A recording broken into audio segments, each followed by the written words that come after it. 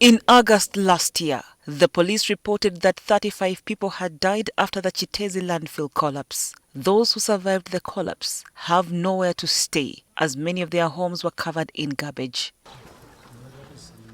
After the collapse, many of the survivors were housed in a tent until when government offered each of them 2 million shillings to look for decent housing.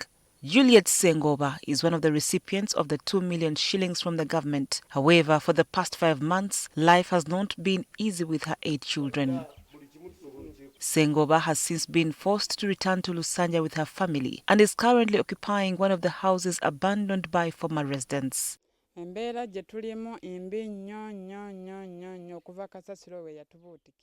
are in a dire situation. I have a big family with 8 children, and none of them have reported to school because we simply cannot afford it. The government gave us 2 million shillings, but that money was quickly spent on urgent needs.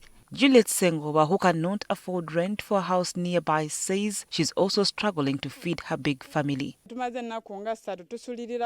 We have gone 3 days without a proper meal. I can only afford porridge for my children because that is all I have at the moment.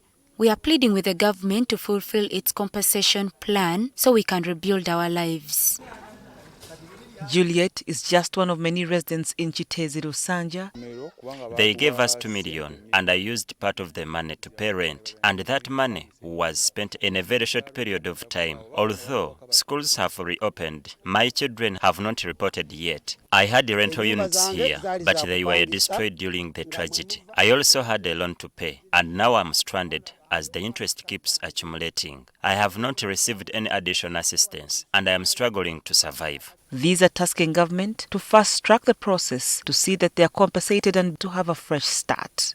Mwada Nkunyinji, the Chadondo East Member of Parliament, says KCCA has failed on its part to see the affected persons compensated in time after 5 months. It is regrettable that the past executive director and her team are now being charged for neglect and negligence. And equally, we are seeing the same repeat by all their successors. Lusa Frank never visited or interacted with the victims of Kiteezi landfill. As we speak now, months are passing, days are passing. We have not seen Buzeki visiting the victims of Kiteezi landfill. I've written to her several letters, I've made phone calls. We only see her celebrating area by area, city by city, as if it is merrymaking. Buzeki must be reminded that she's in office because of the tragedy at Kiteezi landfill. The victims haven't been attended to. Many have remained uncompensated. Some were tenants, some lost their houses, some lost their loved ones. We even have a group of 8 whose houses had been destroyed by KCCA long ago, and they are being paid for rent. Up to now, they are complaining. They haven't been receiving rent for months now.